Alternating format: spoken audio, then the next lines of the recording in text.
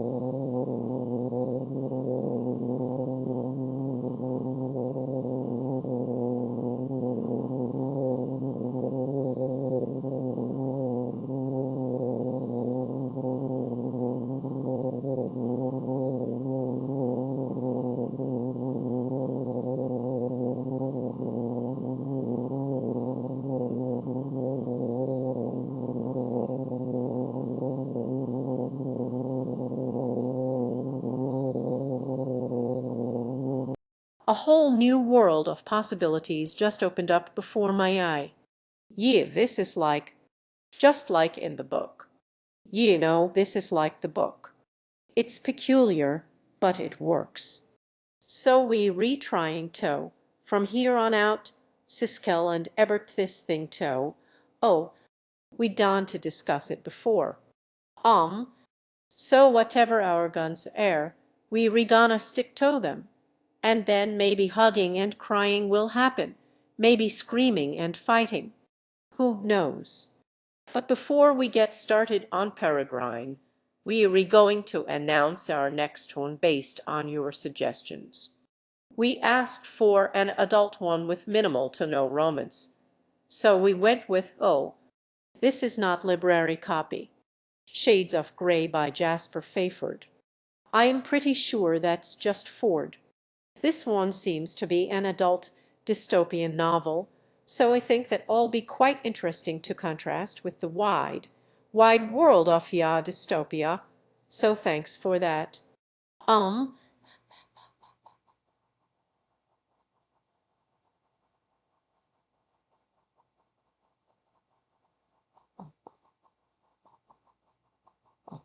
you poor bastard. You published right before Shades of Grey. I know, this came out in 2009. You poor bastard. Thank you for your suggestions. Keep on making them. As for next week, I give you no whatever. Preferably female protagonist. Yeah. Well, like, let's see if we can do female protagonist, no love interest, or minimal if we must. We shall see. Can you show me a unicorn? I'd like a fairy in a jar that can grant wishes. Peregrine's Home for Peculiar Children, which came out a couple years ago by Ransom Riggs. As far as I can tell, that is his real name. He was just meet to be a writer, and also an alma mater of the University of Southern California School of Film and Television Graduate School. So, got a represent.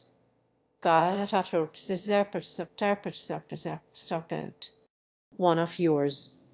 Yeah, he's one of ours. He's one of ours, only he actually graduated. I will say this. This book is a perfect example of why, if you write a prologue, you should really get rid of it. You should. Oh, do you? Oh, do do do do do do. Oh, oh, boo, oh, pow, boo, pow, bo, boo, pow, bo, po, bo, po, bo, po, po, po, po, po, po, po, po, po, po, po, po. Provoke, hopper,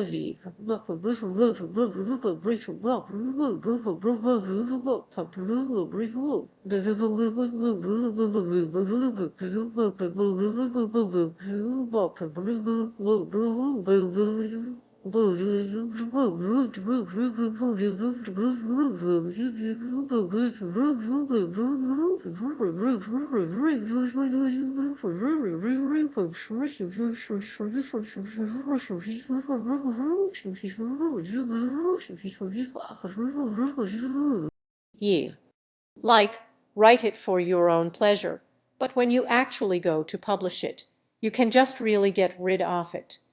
No book really needs a prologue. I think for both of us, it kind of, like, put up the oh. But luckily, it improved vastly after the prologue. Okay, so, Nella, what did you think of Miss Peregrine's Home for Peculiar Children? Well, on the whole, I did enjoy it. I I enjoyed the gimmick of the pictures included. Sometimes I definitely did feel a little forced. But, like, someone's like, we have to go, like, hold on, I have a picture for that. And they, like, go get it, like, in the middle of, like, an action scene. And then then an action. Light,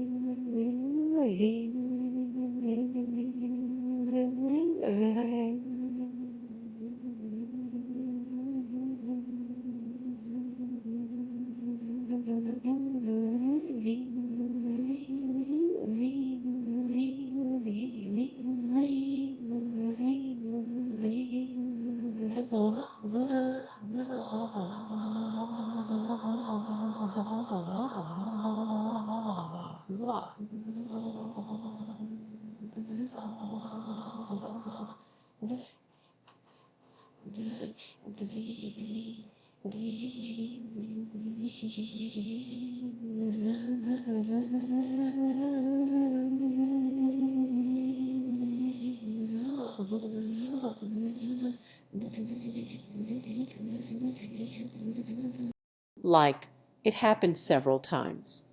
Ye.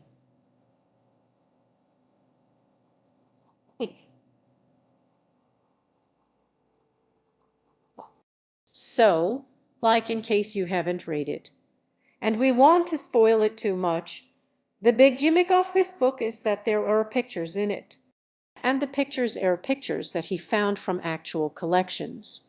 Like, he cites them at the end here. And, so these pictures are, like basically what the book is written around. Yeah, on the whole, I liked it. Oh, it definitely, oh boy, this sequel fodder. I am really getting surprised by these books where they have such obvious, and then the sequel ending.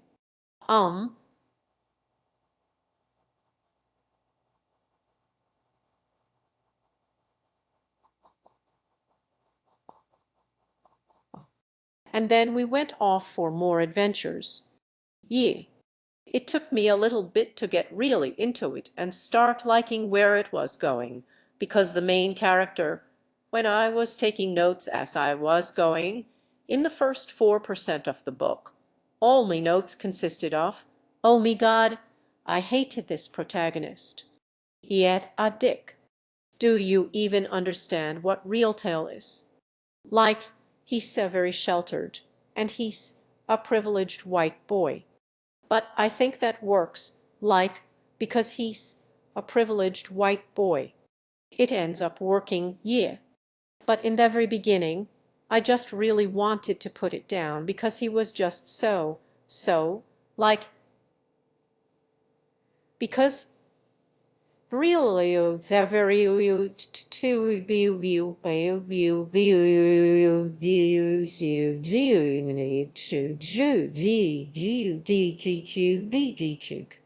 teenage boy, teenage boy. I thought this was great. Like, I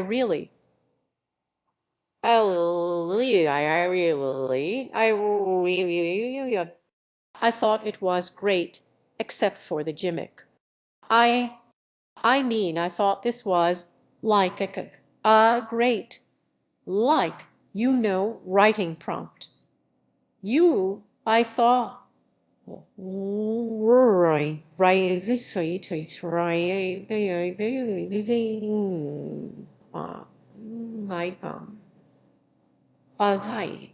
right, they, like this one. No, no. Well, like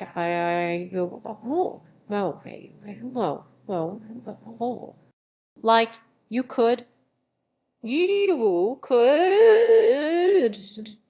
like, this was what inspired me, but, like, it really kind of got distracting. But whenever it was just, like, we'd be having a scene, putting along, and all of a sudden, put it was, and all they dizzy dear I the I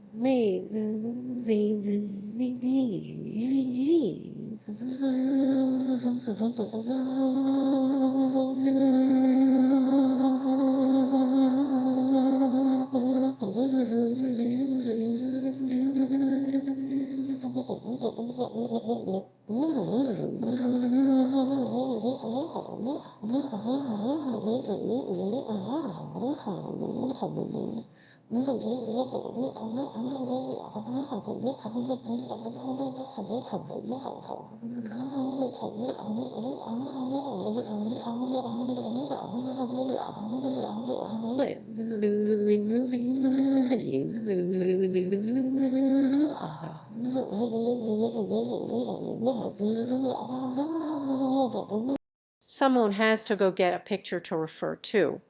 A picture has to be described. I remembered the picture, or, and then someone else, like, hold on, I got a picture for that. But honestly, like, I thought this book was, I think, way more messed up than it was intended to be. But in a good way. Well, it definitely had that Neverland is a terrible place. Yeah, it had unfortunate implications, but it didn't shy away from them. Like the fact that basically, whenever he does find the peculiar children about halfway through the book, they are existing in this arrested development type. Like they are in their 90s, but they still mentally children. Very much a fairy world entrapment going on where they can't escape it at this point. So that's really fascinating to me, because you can never leave. It's paradise, but you can never leave, sort of thing. Here's our basic setup. This kid, our main character, Jacob, witnesses a terrible thing. He witnesses the murder/accidental death, maybe of his grandfather, and this sends him on a search for truth, which eventually leads him to this place his grandfather grew up, the home for peculiar children, which is the same for and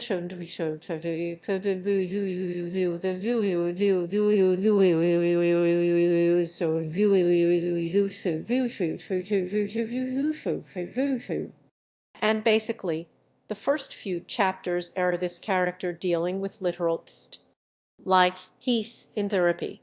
He's going through all these motions of trying to cope with what he saw or what he thinks he saw. And eventually, because he's super rich, he can whimsically go on this trip to Wales to find this place that his grandfather always talked about. I think what I really liked about it, because I basically decided about halfway through the book, that this was all in his head. That say, as is a I'll through sail this I this I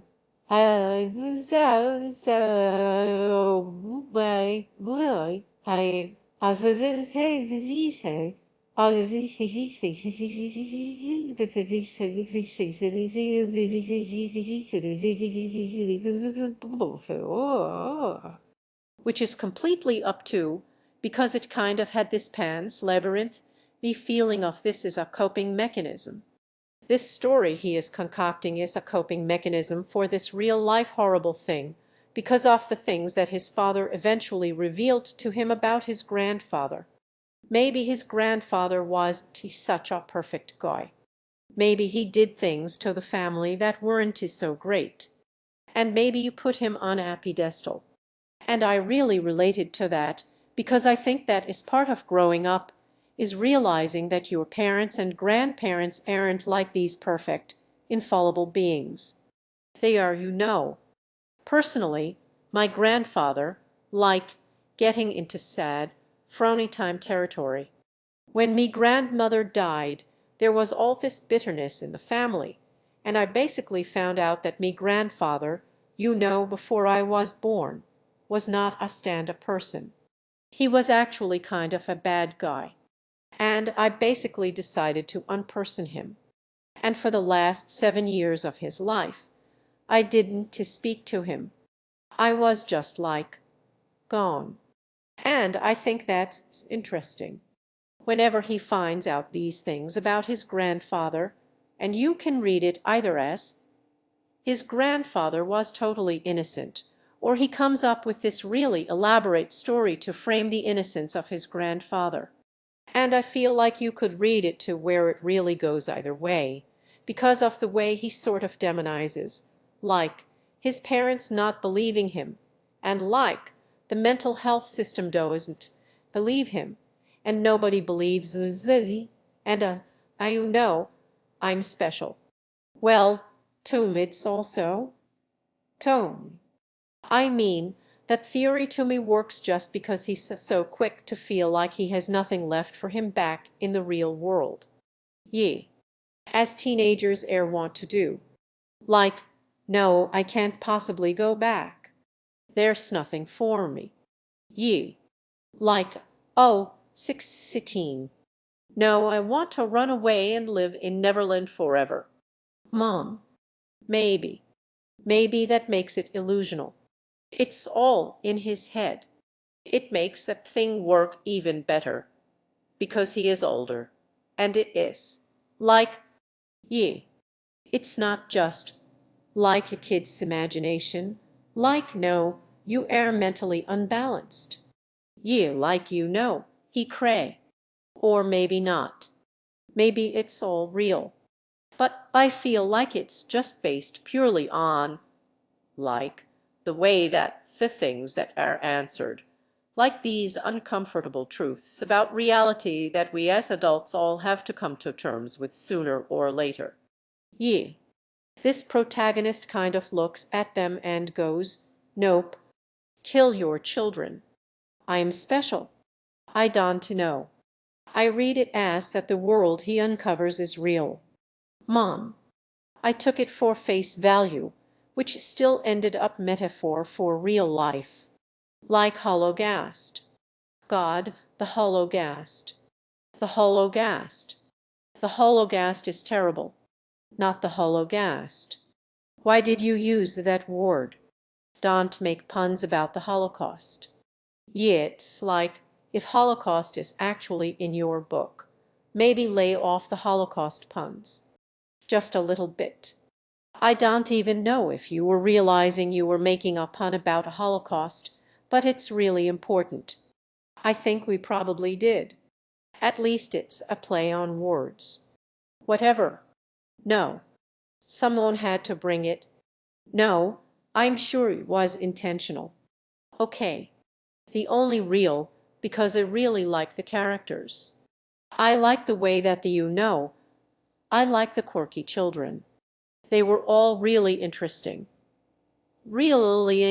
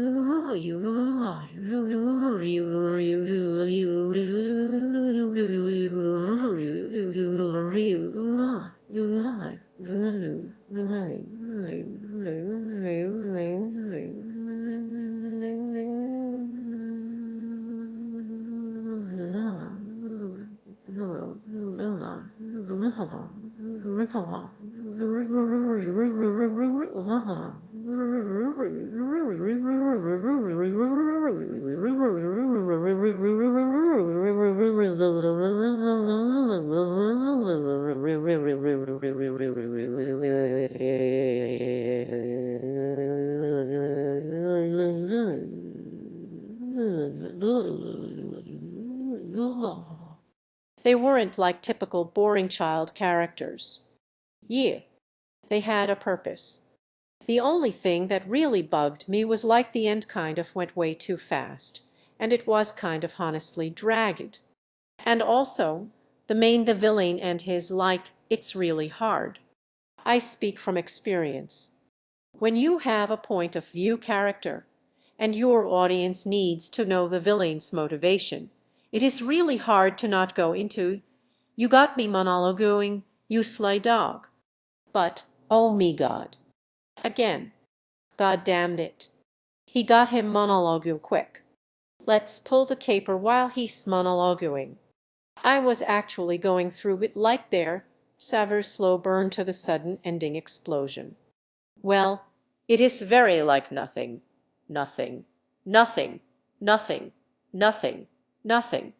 We, ye. And then everything falls apart really quick. But I think that lends a lot of credence to my theory.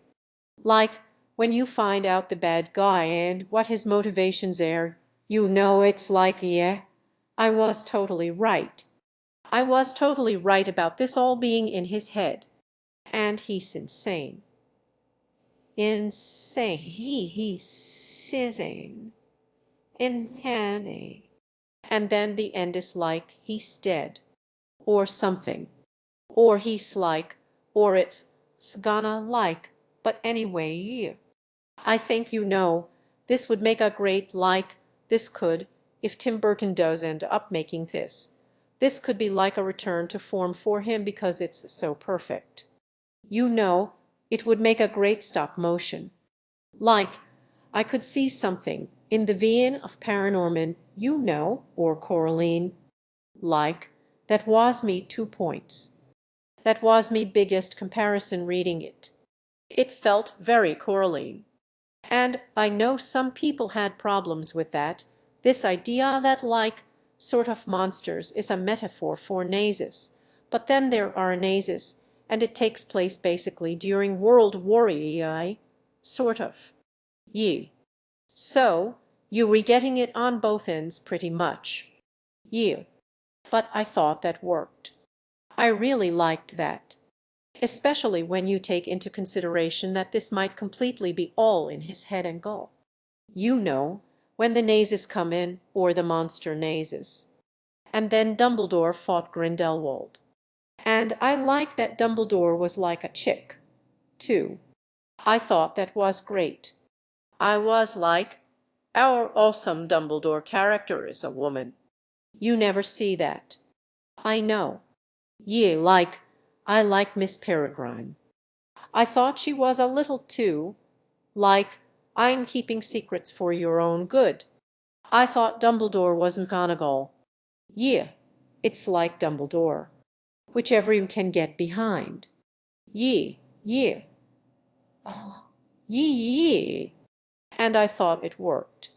And I actually, except for the main love interest, which of course there is one, guesses why, but at least it's like super background noise. I liked all the girl characters. It's super awkward, though. Read it. You will see what I'm talking about. Yeah, like, their love is awkward love. Their love is all awkward. Love their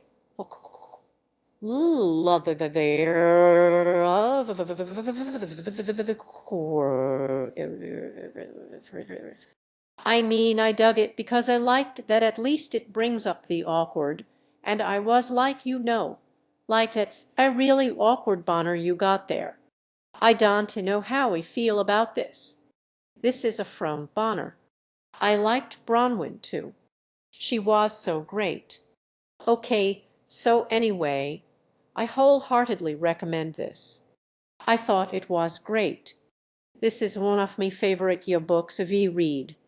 I mean, I wasn't wild about the gimmick or the really hurried ending, but for the most part, I really liked the characters. I like how unafraid it was of its own implications, and how messed up it was if you consider that it's all in his head. As reading it, well, I read it without the it's all in his head theory. I saw it as this was really happening. This really is a magical instance that is occurring. I also liked that it didn't shy away from the implications of this world. They are slightly horrifying, but they re-explained, which is what I really liked about it. So, hey, you know, except for some of the naming conventions. Well, Holocaust. I don't you know me. I'm not really as big a like, well, aside from the Holocaust. That didn't bother me until you brought it up now is all I can think about. Right. I don't know, I saw it right away. Takes one of me all caps down for me all caps recommended. But anyway, for all you folks who recommended this, thank you. And of course, give us something else. We have some ideas from our previous week's comments. 2 weeks from now, Shades of Grey by Jasper Fforde, and after that, we will announce our next one. Again, ya fairy in a bottle that grants wishes. No romance. Let's see if you can do it. Unicorn. Unicorn.